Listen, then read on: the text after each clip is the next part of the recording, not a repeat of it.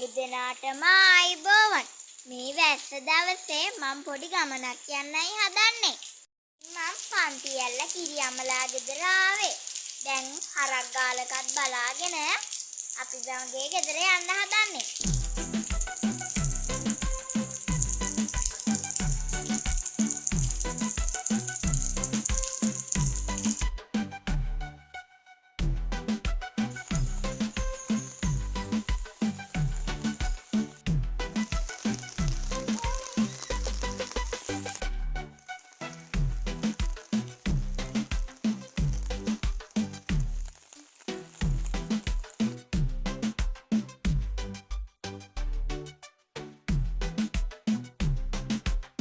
මේ ගලට මං නැගලත් තියෙනවා.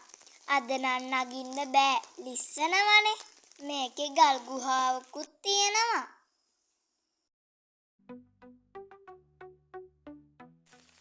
ගෙදරින් ආවේ හරක් ගාලා බලන්න තමයි.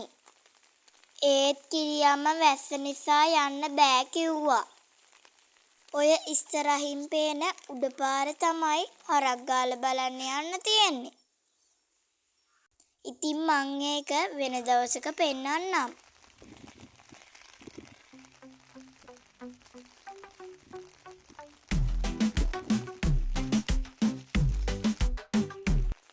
ඉතින් මම කැලෑවේ හැදෙන පාරේ තියෙන පළතුරු ටික පෙන්නන් යන්නම්. මේ තියෙන එරමිනියා ඒවල තාම ගෙඩි හැදිලා නෑ.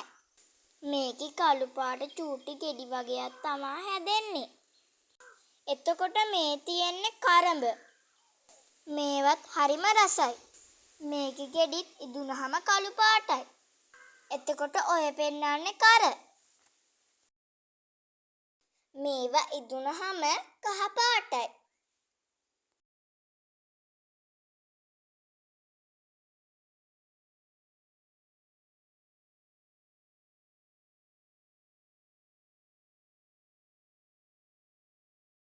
දැන් ඔය පේන්නේ සියඹලා ගහ.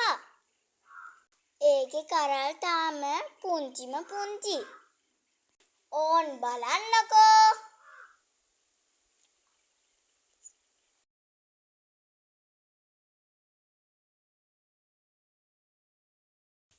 මේ තියෙන්නේ ඉඟුරු ගෙඩි. මේවත් ඉදුණහම කළු පාටයි.